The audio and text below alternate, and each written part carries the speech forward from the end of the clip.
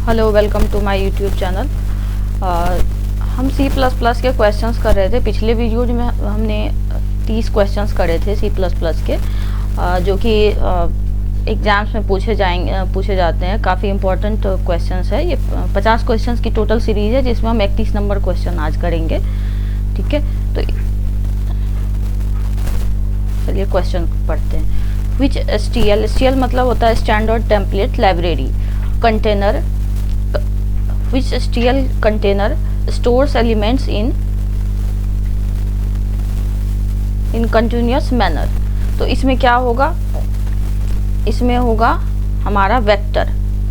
Vector जो है वो हमारा यूज होता है कंटिन्यूस मेमोरी के लोकेशन के लिए, स्टोर करने के लिए मेमोरी को। ये कंटेनर के रूप में काम करती है वेक्टर। ठीक है, उसके बाद हम नेक्स्ट क्वेश्चन देखेंगे। नेक्स्ट क्वेश्चन जो है, विच of the following is not a valid identifier in C++। Identifier हम कैसे लिखते हैं? आइडेंटिफायर में या तो यहाँ पे कोई हमारा स्पेशल कैरेक्टर होना चाहिए स्टार्टिंग में, या फिर हमारा लेटर होना चाहिए स्टार्टिंग का। यहाँ स्पेशल कैरेक्टर है तो ये हमारा आइडेंटिफायर में होगा। ये हमारा लेटर है पहला, तो ये भी हमारा आइडेंटिफायर हुआ। नंबर नहीं होना चाहिए, फर्स्ट वाला जो हमारा अल्फ़ाबेट है नंबर है यहाँ पे स्टार्टिंग में, तो ये हमारा जो है आइडेंटिफायर नहीं होगा। तो इसका मतलब कह रहे हैं कि नॉट अ वैलिड आइडेंटिफायर। तो ये C नंबर हमारा आंसर होगा, जो कि वैलिड आइडेंटिफायर नहीं है। where_2 ये भी वैलिड है, यानी C नंबर हमारा आंसर होगा यहाँ पे। नेक्स्ट क्वेश्चन की तरफ बढ़ेंगे। Which operator is use to get the address of a variable. Variable के एड्रेस के लिए क्या यूज होता है, यहाँ पे हम सबसे पहले देखेंगे। ठीक है,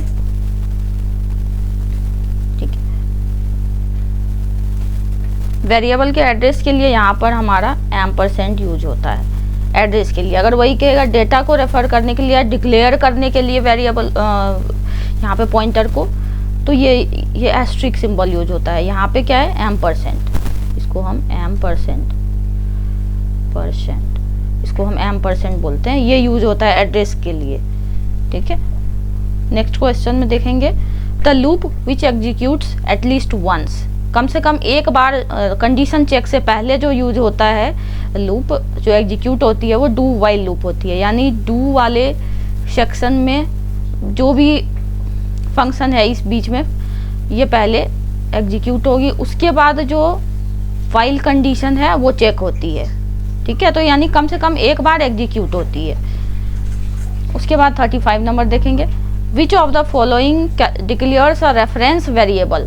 रेफरेंस वेरिएबल को कौन डिक्लेयर करता है, यहाँ पर देखेंगे हम। रेफरेंस वेरिएबल के लिए एम्परसेंड यूज होता है ये। ठीक है, इंट एम्परसेंड REF रेफ, ये होगा हमारा A नंबर होगा। Which declares a reference variable. Reference variable के लिए एम्परसेंड यूज होता है, एम्परसेंड। नेक्स्ट क्वेश्चन देखेंगे। How are pure virtual functions indicated. Pure virtual functions, जैसे ही वर्चुअल फंक्शन में प्योर लगेगा, वर्चुअल फंक्शन, तो इसको हम इक्वल टू अपेंड करेंगे 0, तो हमारा ये वर्चुअल फंक्शन हो जाता है, प्योर वर्चुअल फंक्शन होता है। जैसे ही कोई वर्चुअल फंक्शन में हम इक्वल टू 0 कर देंगे तो वो हमारा प्योर हो जाता है, यानी ये A नंबर होगा। ठीक है, अपेंड कर देते हैं हम 0 को। तो इससे क्या होता है, जैसे ही अपेंड करेंगे हम 0, तो क्लास जो है वो हमारा वो एब्स्ट्रैक्ट हो जाएगा। ठीक है, बेस क्लास।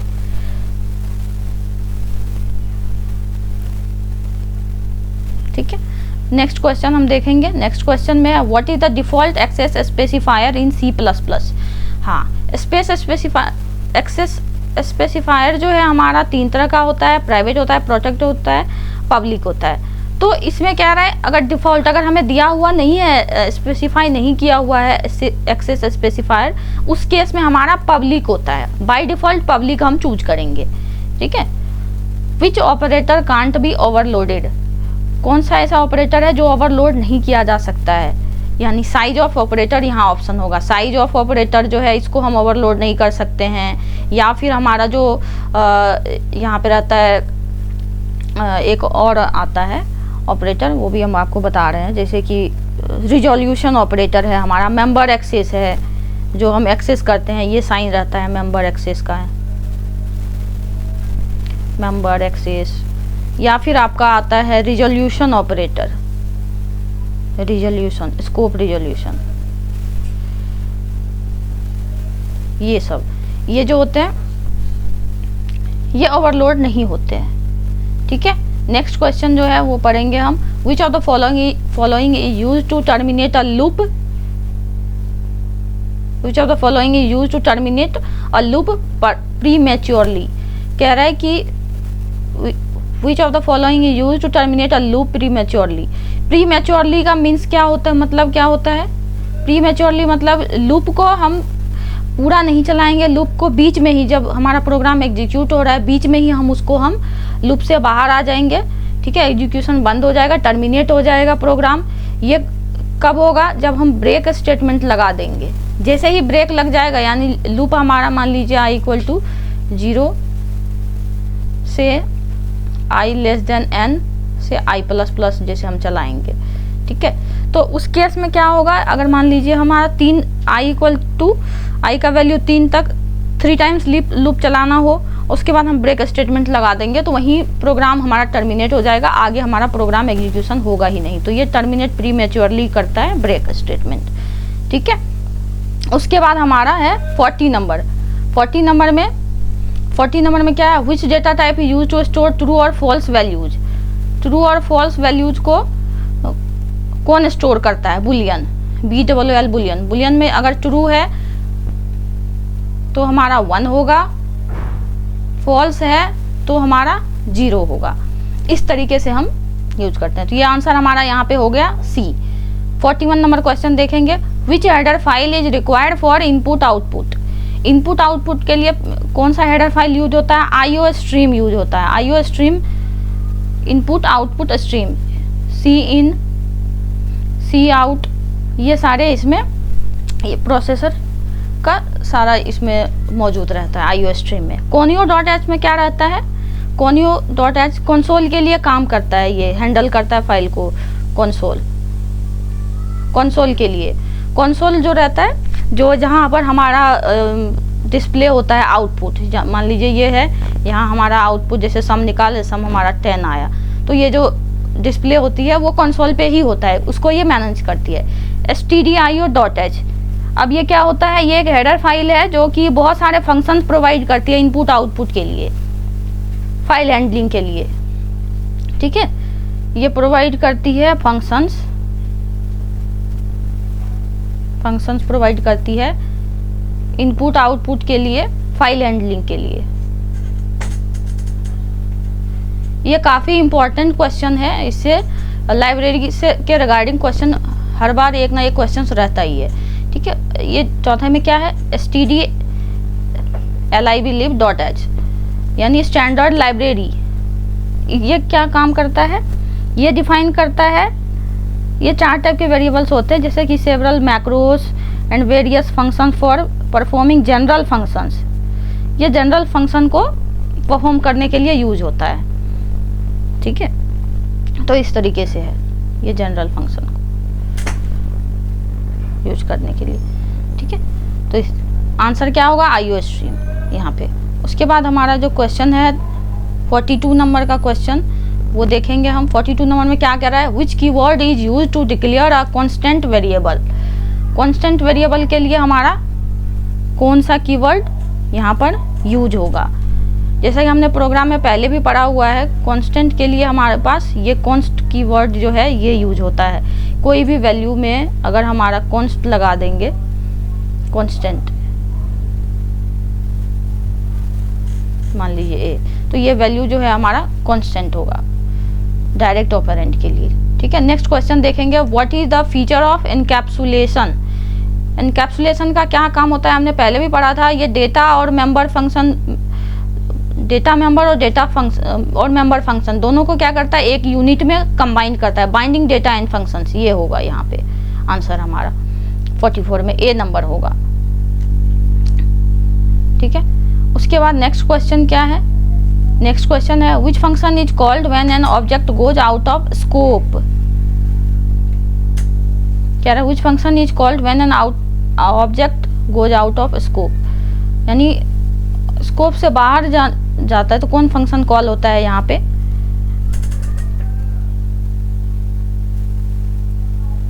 उस टाइम पे हमारा डिस्ट्रक्टर आउट ऑफ स्कोप हो जाएगा। जैसे ही एग्जीक्यूशन कंप्लीट होगा डिस्ट्रक्टर हम यूज कर देंगे वहाँ पे, destructor having the same name as the class prefixed with.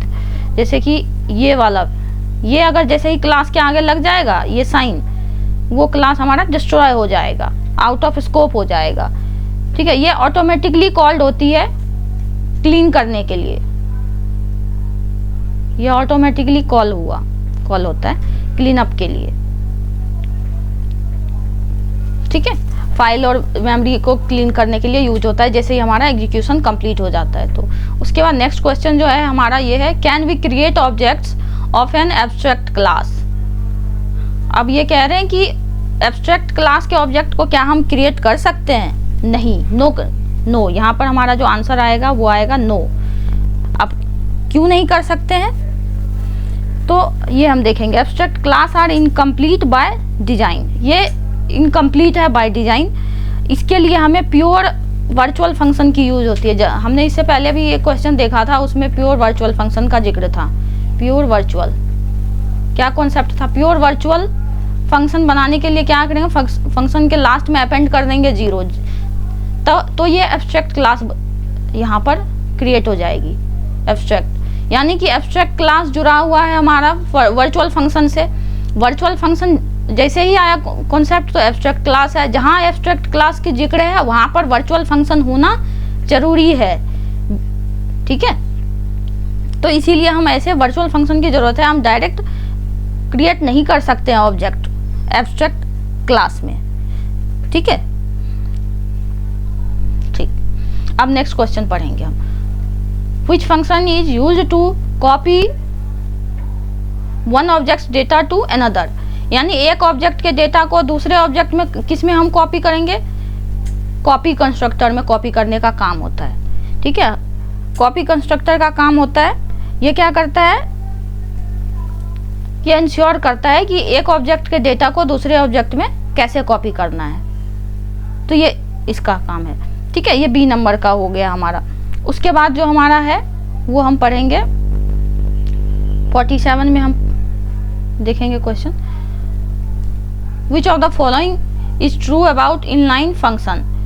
कह रहे हैं कि इनलाइन फंक्शन के बारे में बताने के लिए, हमने पहले भी पढ़ा था इनलाइन फंक्शन जो है वो क्या करती है, जो प्रोग्राम है उसमें जो बार बार फंक्शन कॉल होता है उसको कम करता है। कोड जो हम लिखते हैं उसको उसमें बार बार ज़्यादा कोड नहीं लिखना होता है। ठीक है, उसको फंक्शन कॉल ओवरहेड को ये रिड्यूस कर देती है, यानी बी नंबर हमारा यहाँ पे आंसर होगा। फंक्शन कॉल ओवरहेड को ये रिड्यूस करती है। 47 में ये आएगा। 48 में क्या है क्वेश्चन, ये देखेंगे हम। 48 में है विच कंटेनर इन STL सपोर्ट्स की वैल्यू पेयर स्टोरेज। की वैल्यू पेयर विच container, STL standard template library जो सपोर्ट करते की वैल्यू को, तो वही कह रहा है कि कौन सपोर्ट करता है। तो यहाँ पे मैप है, मैप जो है की वैल्यू को सपोर्ट करती है। क्यों सपोर्ट करती है? मैप जो कंटेनर है वो इम्प्लीमेंट करता है सॉर्टेड की वैल्यू स्टोरेज। Implement sorted